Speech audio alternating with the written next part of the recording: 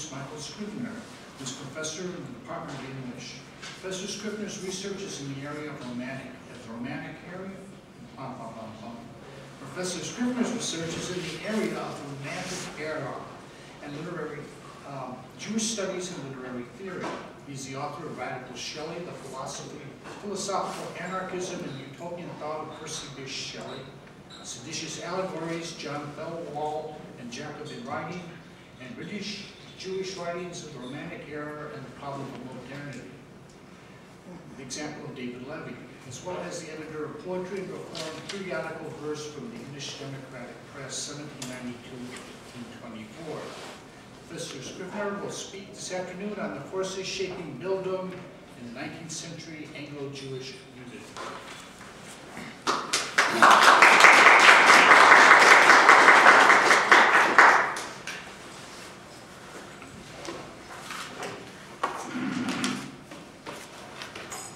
Okay, I'm going to start with a quotation from a 1790s very coarse anti-Jewish joke.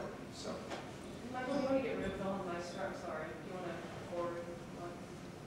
I don't know how to do that. It's just behind. That's somebody else. Just push the right button. Push what? You did. I didn't push the button. So, anyway, so I'm apologizing for this coarse joke that I'm going to start with. When a certain Jew's daughter married without his consent, he roared like a Westphalian Polyphemus, thundering through all his house. But the damn bitch, my own child too, she most always fond of reading poetry. Damn poetry. But she shall never have a stiver of mine. I do swear by Cat. I will cut off my own posteriors, mid a shilling. The quotation with which I begin this paper is from the London chapbook of the 1790s, entitled Laugh When You Can, or The Monstrous Droll Jester.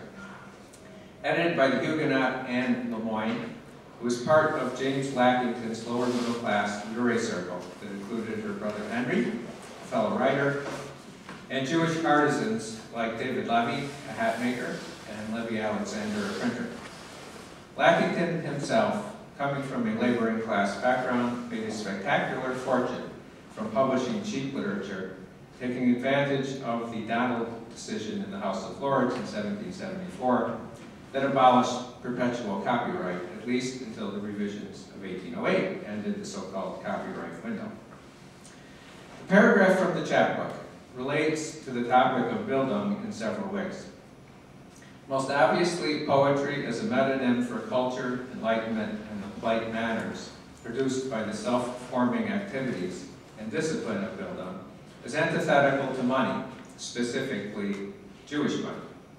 The stage Jew dialect, pervasive in English representations of Jews throughout the 18th and much of the 19th centuries, marks this particular Ashkenazic German Shylock, angry at his Jessica, as someone lacking Bildung and its effects on language, manners, and morality. The stereotypical rich Jew is a cultured daughter whom he cannot control and who is marrying for love rather than money. The Polyphemus illusion suggests a shift in power, as the Odysseus-like daughter knows how to manipulate the English norms with which she grew up, but which are foreign for the father. The father's cry of desperation, threatening to cut off his posteriors, is a redundant coding of him as Shylock, and linking him also redundantly with castration. Here it is not Lorenzo and Christianity that have stolen the Jewish daughter, but it is poetry. Mocking the rich Jew who is a Philistine, to use the term popularized by Matthew Arnold, more about him later, and also who cannot control his rebellious daughter, starts in the 18th century, but does not end there. From Walter Scott's miserly Isaac and saintly Rebecca, to Philip Ross, Bennon, and Brenda Potemkin in Goodbye Columbus, one sees a recurrent pattern of representation by both Gentile and Jewish writers. Jews who lack Bildung and its visible effects in terms of language, manners, cultural discourse, sociability, and morality get represented as contemptible. The process of making money and the taint of commerce damaged the Jew fundamentally and irreversibly.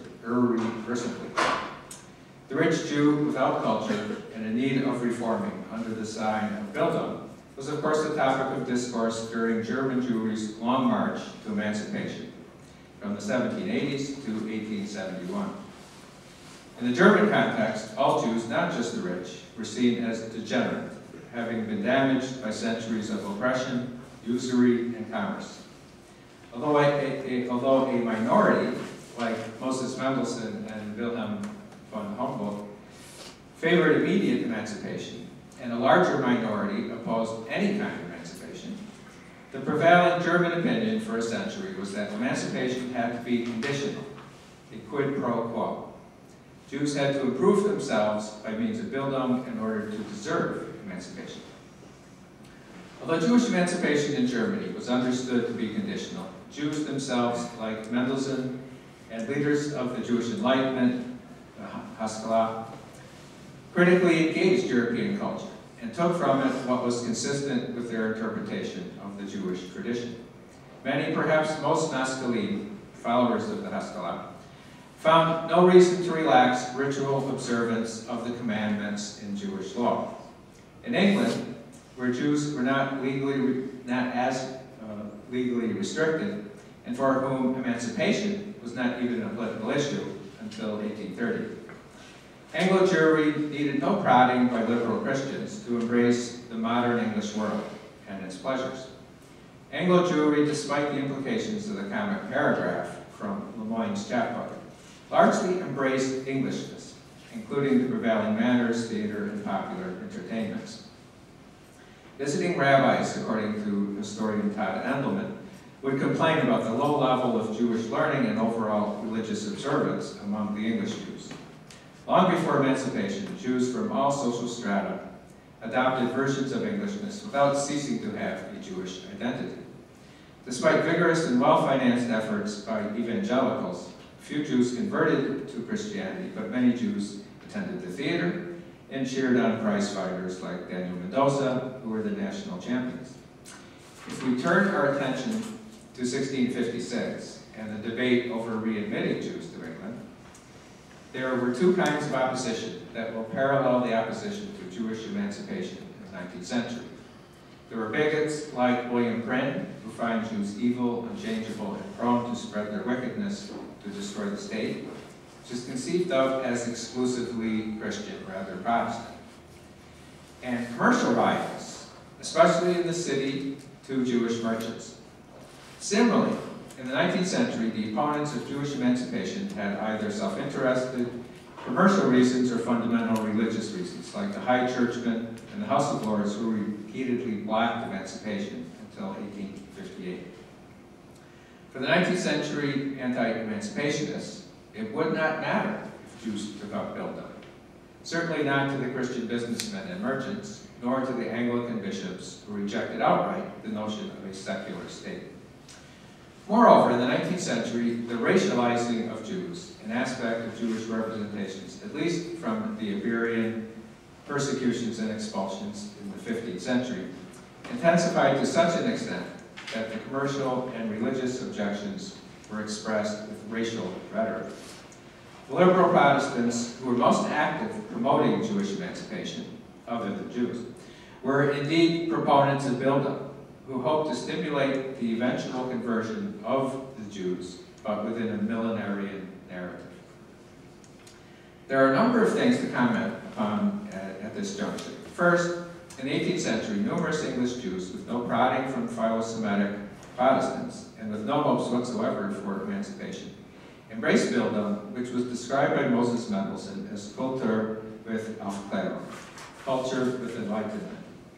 As narrated by the historian David Rudderman, English Jews joined Masonic lodges, debated Christian Hebraeus and theologians in the English language, translated Restoration plays into Hebrew, engaged Newton's ideas in Hebrew treatises, and published translations from the Talmud for English readers.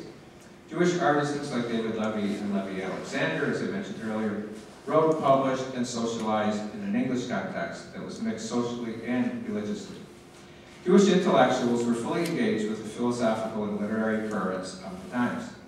Second, as the experience of Levy and Alexander suggests, enlightenment in the English context was linked directly with material factors like the Donaldson decision, cheap reprints of classic authors, and the urban culture of London with its numerous sites of sociability not controlled by the rigid norms of estate membership. Third, although emancipation and Bildung were largely unrelated in the English context, the negative stereotypes about Jews as un-English, commercially predatory and corrupt, immoral, unmannerly, and lacking spirituality were commonplace in the public discourse. Literary efforts to counter these stereotypes did indeed engage the question of Bildung. Finally, in the extensive discourse about the Jews needing the transformative encounter with national and Western ideas to cure a debilitating lack, one finds little about the abysmal ignorance of Christians, who know close to nothing about Jewish history, Jewish texts, and Jewish styles of interpretation. In the 16th and 17th centuries, there was serious engagement with Hebrew learning by distinguished scholars, both Protestant and Catholic, leading the modern historian Richard Popkin to speak of Christian Jews and Jewish Christians. With a dominant secularism and racialized science, 19th century discourse is largely uninterested in actual contemporary Jews and rabbinic Judaism, more interested in the largely mythical biblical Jew. Evangelical Protestants, however, do not engage Jewish texts and history, but do so only within the conversionist framework. I'm sorry, I'll read that again. Evangelical Protestants do indeed engage Jewish texts and history, but do so within the conversionist framework. In the 19th century, women writers and the figure of the woman play the role of mediator between the Jewish and British worlds. As described by numerous scholars, Christian conversionist discourse in fiction, drama, and religious tracts targeted the Jewess as the weak link in Judaism, imagining the Jew's daughter to be like Shakespeare's Jessica, eager to escape her oppressive father. Revising the conversionist discourse, Walter Scott created a Rebecca who falls in love with the Christian Ivanhoe, who renounces all other men when she cannot have him, but who declines to convert, maintaining her identity as a Jewess to demonstrate, depending on the reader, heroic loyalty or stiff-necked stubbornness. In the novel, she is the principal figure who mediates between the Jewish and Christian worlds, supplanting her weak and miserly father in that role. And that's in the novel Ivanhoe. In Emma Lyon's poetry, 1812, she unambiguously attaches herself to her father, a rabbi, and declares herself as a loyal daughter, but her volume of poetry is marked throughout by conflicted encounters with the alluring attractions of poetry and literary culture, from which she feels excluded as a woman and a Jew, but within which she is able nevertheless to navigate the richly expressive inner world. Her inventive and bold psalm paraphrases from her own translations affect a compromise between the two worlds in which she lives. Another Romantic era woman writer, the Anglo-Irish Maria Edgeworth, fashioned the first self-consciously anti-Semitic novel, Harrington, in 1870, to compensate for her earlier Jewish characters, all of whom, without exception, were monstrously and uniformly stereotypical. She was provoked into this act of penitence by a young American Jewish woman, Rachel Mordecai, who challenged her liberal self-image by calling attention to Edgeworth's numerous Jewish villains and scoundrels. Although the novel mechanistically negates the stereotypes with idealized Jews and villainous Christians, chapter 15 of the novel is extraordinary in its treatment of naming and identity. The novel represents the 1780 Gordon riots, which threatened the lives of the Jewish Montenero family until the character named the widow Levy intervenes to protect them. Also known as the Orange Woman, as a